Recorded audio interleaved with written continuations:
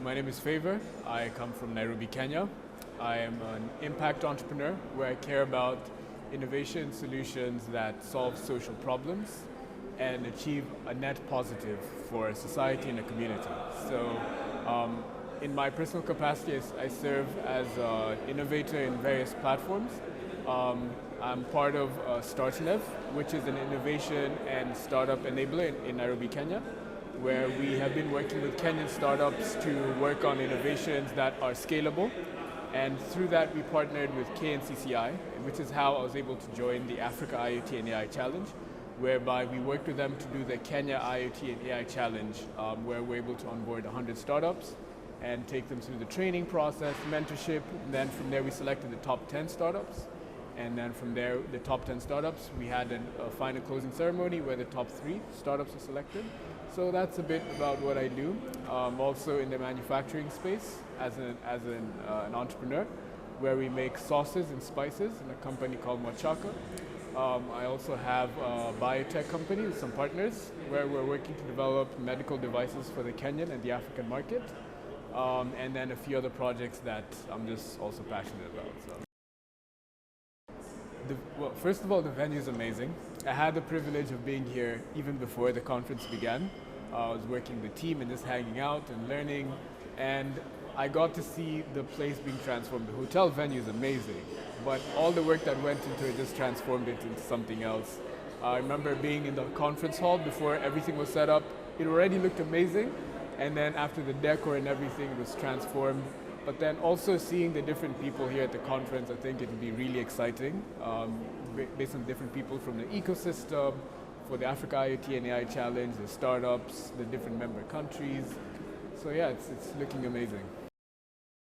So I think I'll start with the slogan that Africa is now connected. Yeah, I think a lot of the challenges in the ecosystem, I remember a few minutes ago, you and I were talking to a gentleman from Uganda, and we're talking about the startup he has. So a solution that they may need is probably lying with another startup from another country, right? So that's one ecosystem enabler that startups can collaborate. Another is through the different partners that have come on board with the Africa IoT and AI Challenge, they're able to enable the innovators to actually scale their solutions. So if, for instance, it's IEEE, with the experts they have in the engineering space, they're able to advise startups that need help. With the documentation and information they have, startups can be able to apply that and improve their solutions. With the partners they have, say, in the finance space, they're able to fund their innovations. With the partners they have in the technical space, they're able to fine-tune their solutions as well.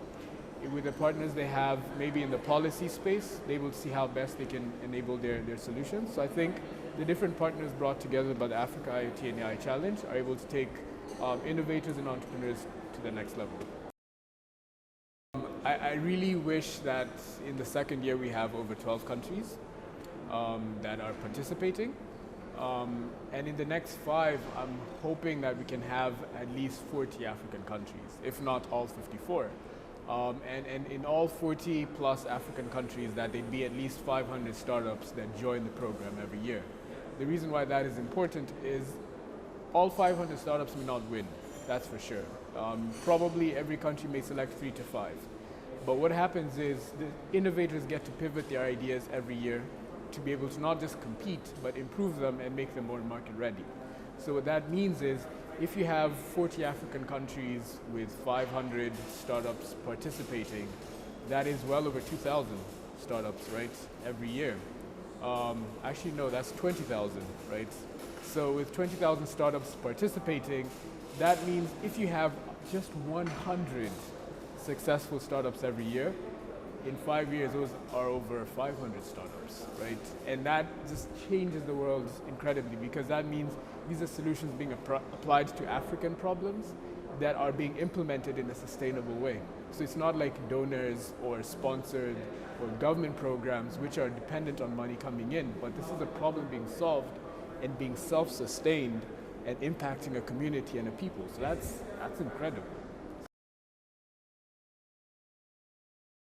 I think that is very viable. Like using the scenario I just mentioned, if you have 20,000 startups in 5 years that have participated in the program, whether it's a final year project for university, whether it's a high school track, whether it's a startup like outside university, if you have one unicorn, just one, out of 20,000, that's a very small percentage.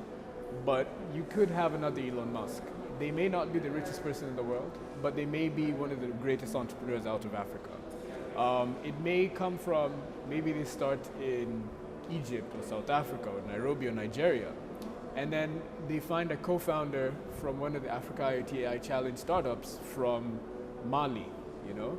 And then those two minds just come together and create something brilliantly incredible.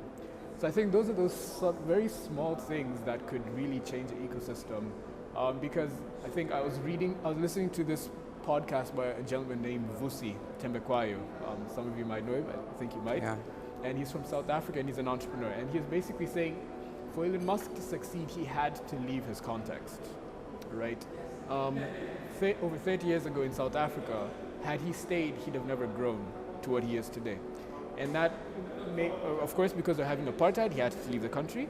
But if it's a context of today, that might mean your solution needs to leave your market. It needs to collaborate with a team in Egypt, a team in Lesotho, a team in Namibia, you know? And just those subtle iterations, or even just participating in the challenge where you have all these ecosystem players, could be the game changer, like leaving your context and going out.